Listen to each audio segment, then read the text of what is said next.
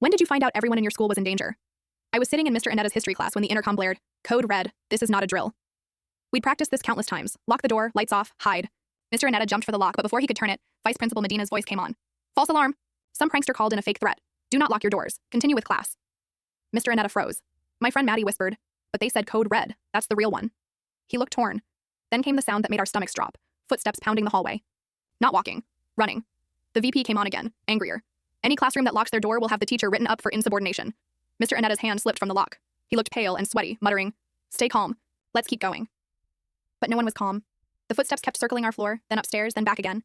I checked my phone. On the school's parent Facebook group, my mom was posting nonstop. Police cars surrounding the school, reports of a weapon. She spammed me. "I love you." My hands shook. I showed Maddie and she went pale. She raised her hand. "Mr. Anetta, my mom says cops are outside." He peeked through the blinds, gasped, and stepped back. 6 police cars sat in the lot. Medina's voice cut in again. "Ignore social media. This is a false alarm. Any student on their phone will be suspended. Any teacher who locks down will be terminated." Doors were slamming elsewhere in the building, not closing normally, slamming like someone was searching. Then, at the end of our hallway, the fire exit opened and crashed shut. Someone was on our floor. The footsteps got closer, door by door. Mr. Anetta stood, hesitated, then froze. Right then, Pete, the quiet kid who rarely spoke, pushed his desk toward the door. "Mr. Anetta, help me." "What are you doing?" the teacher stammered. "My dad's a cop," Pete said firmly. "If we ever hear code red, we lock down. No matter what, even if the principal says otherwise." The doorknob rattled. Panic spread. Kids shoved desks and chairs against the door. Mr. Anetta finally snapped out of it and helped. "Lights off!" Maddie hit the switch. We shoved everything against that door. Someone pushed from the other side. The door cracked open against the barricade. Medina's voice screamed over the intercom. "Which classroom is refusing to follow orders? You'll all be expelled." But his threats didn't matter anymore. The person outside kicked hard. The door shook violently. Kids cried. Pete motioned to the corner. "Everyone down. Quiet." We huddled in the dark. The kicking suddenly stopped. Footsteps moved on. The door next to ours opened.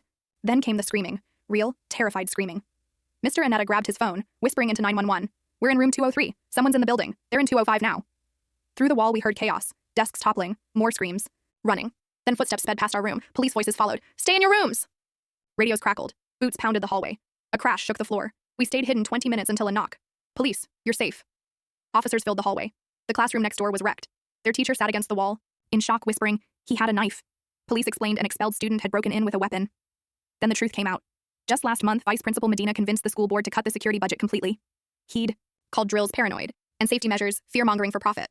The board applauded him. He was even up for superintendent. That very morning, 2 hours before the attack, he'd been bragging on a video call to other districts about eliminating safety waste. So when the real code red came, he couldn't admit it. His entire career was built on saying threats don't happen. And to protect his reputation, he gambled with our lives. Full story on the channel. Link below. Click now and watch what happened next.